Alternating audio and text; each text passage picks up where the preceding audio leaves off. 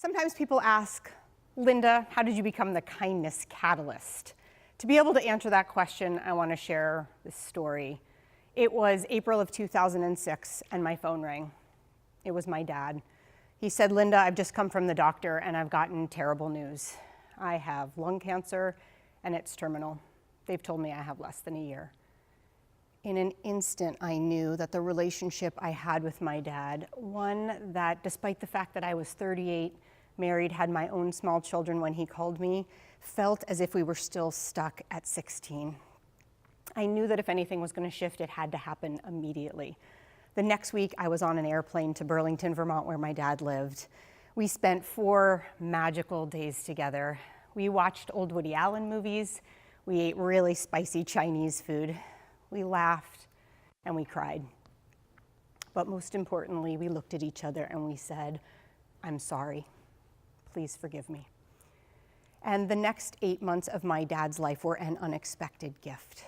While it's sometimes hard to find time to call an older relative back east when you live on the West Coast, those 8 months I found time to call my dad every single day. And I remember one of those calls. He said, Linda, why did we wait until I was dying to mend our relationship? I've never known the answer to that, but what I do know is when he passed away December 1st, 2006, we had found peace. In the weeks after my father's death, I grieved profoundly. I think I grieved not only for the beautiful 8 months we'd had together, but I also grieved for the 38 years that I felt we had really struggled. 5 weeks after my father's death, I woke up in the night with an epiphany. I woke up and I had an idea that I wanted to do something to honor my dad. The next morning, I woke my husband up. I said, Aaron, I want to do 1,000 mitzvahs in memory of my father. Now, for those of you who don't know what a mitzvah is, in Judaism, a mitzvah is actually a good deed. It's an act of kindness. It's actually a commandment. The 10 commandments are mitzvot. And I apologize to anyone in my audience. Hebrew grammar checker was not on that night. The proper Hebrew plural word is mitzvot. I use mitzvahs. So my husband said, Linda, how are you going to know you've done 1,000 of anything? Thankfully, he's the computer guy. He said, let's start a blog. And my blog, 1,000 Mitzvahs, began January of 2007. The blog was the place where I tracked these little stories, and I'm a type A personality. Really, in my mind, I thought I could do this project in a year or less. The truth is that the project took almost 2.5 years, but it didn't matter. It was such an amazing journey that I would have stayed with it as long as it took. I had a young rabbi come to me about a year into the project, and he said, Linda, I think you should write a book.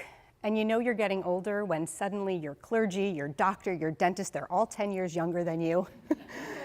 So I looked at Brad, young Brad, and I said, no, I'm not a writer. But the idea stuck with me. And my book, 1,000 Mitzvahs, How Small Acts of Kindness Can Heal, Inspire, and Change Your Life, came out in 2011. And I recorded a TED Talk that year, and I began speaking about this idea of kindness, how kindness changes us. It changes each of us. In fact, I learned some amazing research when I was writing my book. I learned this research about happiness. It came from Dr. Sonia Lyubomirsky. She's a psychology professor at UC Riverside, and she's the best-selling author of the book, The How of Happiness, the scientific approach to getting the life you want. And in her research, she determined that our internal happiness comes from 3 places. The first is our biological genetics, who your parents are, what's the makeup of your genetics. 50% of your internal happiness comes from your DNA. 10% of your internal happiness comes from your living circumstances, so who you surround yourself, the community you live in. That left a big piece of the pie. 40% of our internal happiness comes from another place. Any ideas where that might be?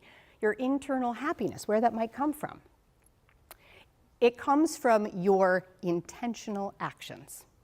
So by stepping into this project to take on 1,000 acts of kindness to honor my dad and move through the grief, I was absolutely going to find inspiration and more happiness, exactly what I was discovering. A few years ago, I created this workshop, The Economy of Kindness, How Kindness Transforms Your Bottom Line, because I knew that not only would kindness make a difference in us individually, it absolutely makes a difference in the workplace and in the places we love shopping at and supporting and going to for business.